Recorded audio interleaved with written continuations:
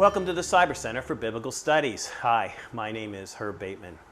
Today we want to review a book entitled Misreading Scripture Through Western Eyes, Removing Cultural Blinders to Better Understand the Bible, written by Randolph Richard and Brandon O'Brien. And we have with us today Dr. Skip Forbes, former retired professor from Grace College and Theological Seminary, going to share with us some of his insights and takes on the book. Skip, welcome. Thank you. Well, let's talk about this book a little, and tell us, what is the thesis of this book on misreading Scripture?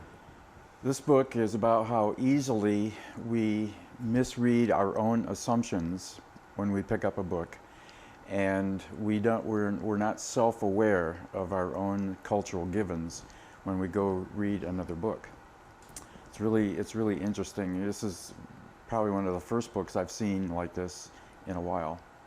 So he is about unearthing or revealing how it is that we, through our Western culture, misread Scripture? Yes. It's about conflict of cultural prisms. Okay. We have our Western American, he primarily takes off on Americans, but he's talking about all of Western culture, Western Europe, some of South America. And we're reading an Eastern text and how much is lost in the translations between those different prisms. Okay. How does he work his way through the book? What are some of the chapters or maybe sections of the book that substantiates his thesis? Let me walk you through this. Okay. It comes in 3 parts, and there's 3 chapters to each part. He creates a metaphor of an iceberg. And when we pick up a book, we can see the top of the iceberg, that which is exposed above the water. What gets lost, according to these guys, is that we misread what's under the water. And that's where we get stumped and where we are given to misread the text of the Scriptures. First chapter, he says it's what is above the surface. And then the subsequent chapters, he's going to get to what's below the chapter, what is below the surface, and then he'll go in the third part to what's deeper below the surface that we can't see. So, for example, he talks about cultural mores, those folkways of different kind of cultures that we very often don't see, that are hidden in the text. Codes of conduct, for example, and the book is laced with interesting illustrations. He gives one in there about the interpretation of Timothy and the use of money and modesty issues, how women are supposed to be dressed in a certain sort of way. But in Eastern cultures, women are more often clothed anyway. They're more clothed than Western culture, where we run into rising skirt hemlines and plunging necklines. And so when we read modesty, we read plunging necklines kinds of ideas. In Eastern cultures, since they're mostly clothed and modestly clothed, for them it is about economic modesty, flaunting our economic standard. Different reading on modesty. He thinks that's what happens, and that we tend to misread 1 Timothy. So that is an interest to me. Cultures have changing mores. There are subcultures, like within our culture. I was born and raised in the Northeast, and things were kind of formal there. And I was born in the 30s, and so I lived through the 40s as a kid, and we had certain ways in which we practiced worship, and it was very much formal. Never went to church without a suit and tie. Even when I was a kid, I remember my folks dressing me and get ready to go to church. Never went to church informally dressed. Well, you go to the West Coast and travel, and you're gonna find a church full of people in shorts. So there are sub-layers in there that we often miss. And even West Coasters will come to a text differently than an East Coaster will, probably. So there's a lot of stuff in there about mores and subculture mores. Then there's things in there about race and ethnicity that we often miss. They make a great point in the book that there's actually only one race, the human race, but within that human race there are multiple ethnicities. and that we misread and we don't pay attention to those multiple ethnicities. And he talks in there, gives illustrations about ethnic slurs that occur in a text that very often get by us. Then there's the issue of language. It's always been a question among people of language and culture studies. What comes first? Does language inform worldview, or does worldview inform language? And it's probably sort of a symbiotic relationship when you come right down to it. But there's lots of language issues, and we Westerners come to the text, Americans particularly, we come to the text, and we have particular words that form part of our prism. When we see a word that is similar to our word or the same word in another text, we see it through our prism. So he cites, for example, illustrations like in Indonesia, this mostly Muslim culture, they only have one word for pig, and it's pig. But in America, we create words for it. So in breakfast, we have sausage, bacon, things like that. So we create special words to get where we want to go and to image what we want to image. Whereas they would just say, we're eating pig this morning. Well, they probably wouldn't say that as Muslim people. But, Well, that's true. But when they see a pig, they would say pig. Okay. And there's no particular kind of pig. There's just one kind of pig. So those kinds of interesting little things. The point being that language and words don't always get us to where we want to go in understanding a text. We have to study culture and how culture informs language and how language feeds a culture and establishes a worldview for us. So those are interesting. For example, he gives another illustration in Indonesia. They don't say it's raining outside. They don't have an antecedent for it's. They just say rain exists, because they don't talk with antecedents. Rain exists. He had an illustration about he walked outside his house one day and his child's tricycle was broken. And the other kids were playing in the neighborhood, and he looked at it, made some motion, I guess, and they looked at it and said, "Tricycle is broken." And he tried to get to who broke the tricycle, and they couldn't answer him because they don't have any way to understand antecedents. So he had trouble communicating. These men were both missionaries. Part 2 of the book is what lies just below the surface. And he has such things as, in the West, Americans tend to think about individualism.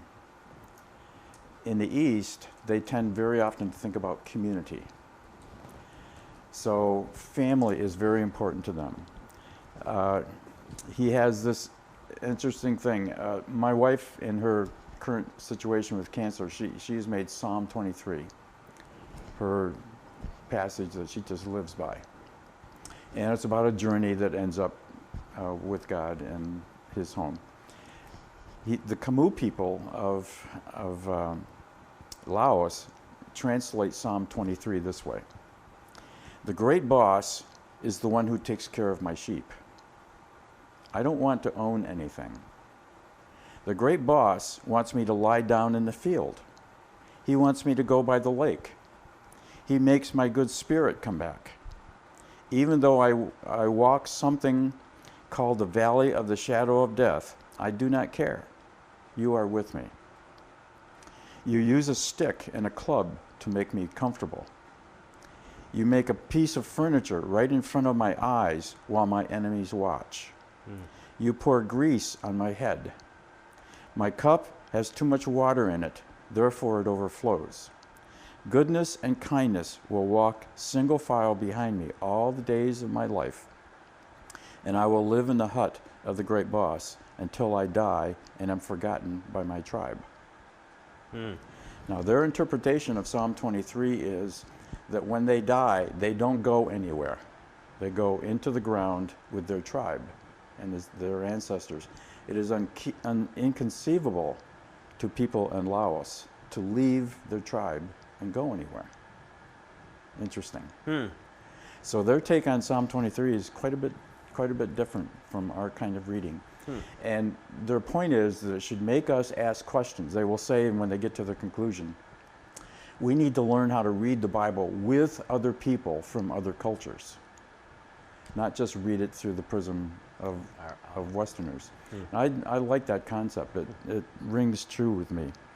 So in Western societies, we're very much about individuals. We die, we go there. We leave our family and move. That's inconceivable to people in Laos. He talks about right and wrong and honor and shame cultures. Right and wrong cultures is what we are. You're either right or you're wrong. Your theology is wrong and mine's right, kind of ideal. And when we do something for which we are guilty, we're just wrong, and we need to be convicted from inside by our own conscience. Eastern societies think more often of honor and shame. So that, for example, saving face. The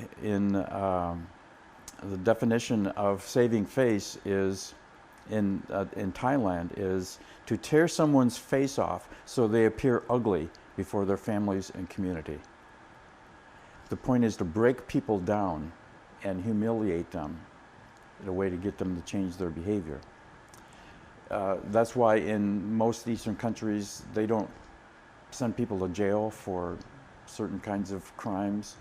If you're a litter bug, which is a major crime in Malaysia, they'll dress you in a mock of some kind and a sign and make you go out and pick up litter for a few hours and make everybody watch you.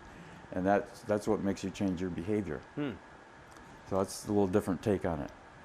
So, for example, in Malaysia, their take on David and Bathsheba is that David went out to set up Uriah so that he would save face and be able to marry Bathsheba. It's a face-saving mechanism. Quite a different take. And then, for example, part 3 is called Deep Below the Surface, and it's about rules and relationships. In Western cultures, particularly America, we worry about rules. A rule's a rule, right? Can't break the rule. In Eastern societies, they don't focus on rules, they focus on relationships and how to heal and smooth over relationships. So we run into issues there of favoritism. For example, in Galatians 2, it says that there's no difference between Jew and Gentile, right? But there is a special relationship with the Jews. So they enter all those kinds of things. And then virtue and vice is another illustration used. Westerners need to get things right, and they need to get it right now. In Eastern cultures, they don't worry about getting things right. They worry about relationships. You can heal over a vice by establishing better relationships. So vices are not such a problem. So, for example, we value in America rugged individualism. People in the East value community, back to that kind of issue. And then in the conclusion to the book, he has 3 easy steps for removing cultural blinders, which really turn into 5. But these resonate with me. For example, embrace complexity. When we read the text of Scripture, embrace the complexity. The account of, for example, in the New Testament, of the wise men who followed this star, something that was forbidden, actually, this supernatural phenomenon kind of thing. But they followed this star, and they led Jesus to some trouble when Herod was looking for him. So led Jesus into trouble and ended up resulting in the death of thousands of little kids, right? But how do we manage that complexity in a text? And he said we have to just learn to manage it and accept it as it comes to us. Be aware of overcorrection is the second clue. This one is fairly recent to us. You and I will remember this, that up until 2000 there was a certain standard view of how God managed our lives. Then open theism arose. And we learned that maybe God really didn't care about some of the things in our lives. Where we go to school, what kind of car we buy, who we marry. So don't overreact when we develop our theology. And he thinks that that's what open theism was. Be teachable. Here he runs the text through James 1. Be teachable. A lot of humility needs to go into our Bible study and research. He says, don't be afraid to say that you might be wrong. And that resonates with me out of my personal theological training and background years ago when I first went to college, where it was important to be right. You had to get this point of theology absolutely correct. And he says, maybe not. You know, be flexible and be prepared to move when a compelling argument is made. The last, fourth one is embrace error. Learn how to say that you might be wrong and embrace it. Don't be proud. No reason to be proud in biblical studies. And the last one I mentioned earlier about reading the text together, reading it with other cultures is very important. So that's basically the run through the book. It's interesting. It's full of illustrations, mostly from the New Testament, because they are New Testament people and taught New Testament in Malaysia and different cultures. But So, what led you to read this book? What was it that spurred you on to want to read this book? Way back in college, when I was taking language studies, Greek and Hebrew, we were made aware by our faculty that there was some cultural stuff underneath the language. But we're managing vocabulary, conjugations, who has time for that, right? Every once in a while our faculty would drop a little hint, but who really had time to get into this? Then in grad school, it became translating entire books of the Old Testament, which was always a challenge. Who had time to think about this? It took hours to translate Hebrew text, right? I remember translating Hosea. It took hours and hours and hours. Who had time to think about those nuances in the text? Then I was into pastorate, didn't have time for that kind of thing then. And then I came back to teach. It became new teacher preparation. Who had time for all of this work? You were aware of stuff, you might read it incidentally in a text somewhere, but who had time to really study it? So in the last 30 years or so, I've become more interested in this. And I read a statement by a man, I can't even recall his name right now, so it's not mine. But he said this: the Bible was not written to us as Americans, it was written for us. And that has been lurking in the back of my mind for a long time. And so it got me more time into this. Now I'm retired. I'm teaching wisdom literature to my ABF group at church. So I'm spending a lot more time trying to read the culture of the Bible, and especially the Old Testament. And in some ways, you've probably already answered this question, but if you, it doesn't hurt to maybe rehear something or to restate something. But if you were to list something that was extremely insightful for you, what was it that was extremely insightful to you as you read through this book? The idea that lurks very large in my mind is to first, when you come to a text, any kind of a text, but here we're talking about the biblical text, be self-aware, be consciously self-aware of the prism through which you are reading. Okay. And learn how to manage that prism.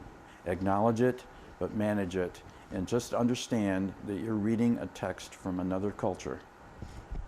And there are going to be some obvious differences. There's going to be nuances that you miss, phrases that you missed, words that you don't pick up on that might have another meaning. So now when I try to read, and especially now I'm reading wisdom literature, I will come to an expression or an idiom maybe and say, there's something lurking under the surface here that I'm not seeing, and I need to try to uncover that.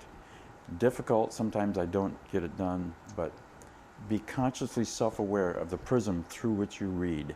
We bring our own presuppositions with us, and they're very difficult to overcome.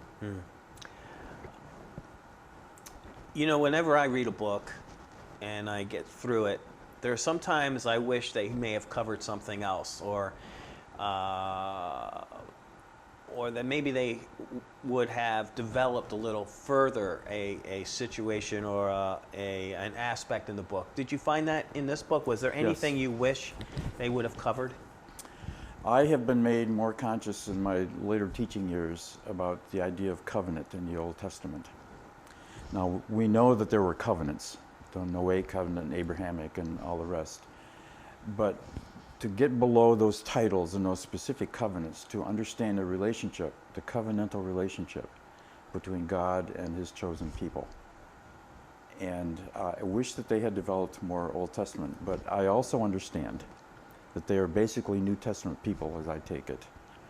And so they have some easy to pick on Old Testament illustrations, but they didn't dive into this Hesed kind of comment between God and his people. I wish that I've been exploring that some more. Okay. Do you know of any other works out there? I mean, I would think that this would be extremely helpful for a pastor. Yes. Who is interpreting Scripture on a regular Yes. weekly basis. Yes. Do you know of any other books that are somewhat comparable to this one that might be added to a reading list to build on this? They may be out there, but I've not come across them. Okay. People who do deeper commentary work, they'll have a little insight scattered throughout the book, but not a concentrated study of this kind. This book would be very helpful for pastors, I think, at least to tip them off in their studies of the book. It's a nicely packaged book. It's written for lay people. They can read it easily.